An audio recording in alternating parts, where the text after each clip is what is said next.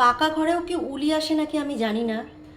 আমাদের এইখানে মানে আমার বাড়ির যে ভিটাটা যখন আমাদের বাড়িটা তৈরি হয় তখন আমি দেখেছিলাম যে উলির সেই কি বলে মেদা, মানে এখানে অনেকে বলেছিল উলির মেদা মানে উলির বাসা, ওটাকেই মেদা বলেছিল। তো যাই হোক, তো তারপরে তো সেগুলো পরিষ্কার করে বাড়িঘর করা হয়েছে, আর এখনও জানো না তো সেই উলি কিভাবে দেখো পাকা বাড়িতেও কিভাবে ওঠেই দেখো।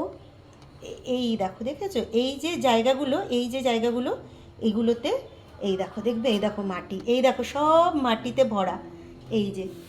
তো আমি আজকে বৃহস্পতিবার, তারপরেও এগুলোতে পরিষ্কার করতে বসেছি। কেরোসিন তেল দিয়ে নিচ্ছি এগুলোর মধ্যে, এই যে এই যে কেরোসিন তেল দিয়ে দিয়ে দিয়ে দিয়ে এগুলো পরিষ্কার করছি। আমি জানি না তোমাদের সব বাড়িতে এরকম হয় কি না। এই দেখো দেখেছো তো, এই এই দেখো, দেখাতে পাচ্ছি কি না জানি না, এই দেখো এই দেখো দেখেছো, এই দেখো দেখেছো, এই যে এই দেখো মাটি, এই দেখো মাটি। তো এই রকম পুরো বাড়িতে এরকম উলিতে মাটি তুলছে। এই এই দেখো দেখেছো, এই যে এই যে এই যে এই যে এই দেখ, এরকম মাটি তুলছে সারা বাড়িতে, উলিতে মাটি তুলছে। জানি না কি দিলে এগুলো সম্পূর্ণভাবে যাবে, যদি কারো জানা থাকে একটু জানিও আমাকে। তো এই যে আমি এরকমভাবে পরিষ্কার করে দিচ্ছি, কত করব বলো। তারপরে দেখো গরমে আমার কি অবস্থা। এমনিতেই তো আমার ভিডিও যারা দেখে তারা তো দেখেই যে আমি কোনো সাজগোজ করে ভিডিও দেওয়ার মতো পরিস্থিতিতে থাকি না, মানে সংসারে কাজ করতে করতেই আমি ভিডিও বানাই।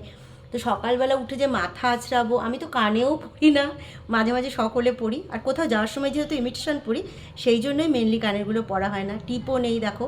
আর বৃহস্পতিবার ঠাকুরকে পরিষ্কার করে ঠাকুরের জায়গা টাগা সব পরিষ্কার করে এসেছি, এ দেখো ঘাম পড়ছে। তো ভাবলাম যে সব কাজের মধ্যে থেকে এগুলো তো করতে হবে, তো আজকে ওই জন্য বসে পড়েছি এইভাবে। এখন এগুলোকে পুরো দরজাটাকে মুছে দিচ্ছি। এই যে জানি না কতটুকু পরিষ্কার হবে, আমি কিছুই বুঝতে পারছি না। যদি কারো জানা থাকে একটু জানিও আমাকে। এই যে পুরো আমি এইভাবে মুছে মুছে দিচ্ছি, যে গন্ধে যতটা পরিষ্কার হয় ততটাই করব। তো এই দেখো দেখেছো চারিদিকে, চারিদিকে কত কত পরিষ্কার করব। বাড়িঘর তো যতটা পারি পরিষ্কার করে রাখারই চেষ্টা করি, আর পারা যায় না, একা মানুষ তো চারিদিকে করা যায় না, ভীষণ কষ্ট হয়, তার মধ্যে গরম। হ্যাঁ, অনেকেই আমাকে বলে কাজের লোক রাখি না কেন। সত্যি কথা বলতে আমার বস স্কুল চলে যায়, তারপরে ব্যস্ত থাকে, এবার কত আর লোকের সাথে গল্প করব। তো এই সব কাজকর্মের মধ্যে দিয়ে দিন কাটাতে হবে, কিছু করার নেই।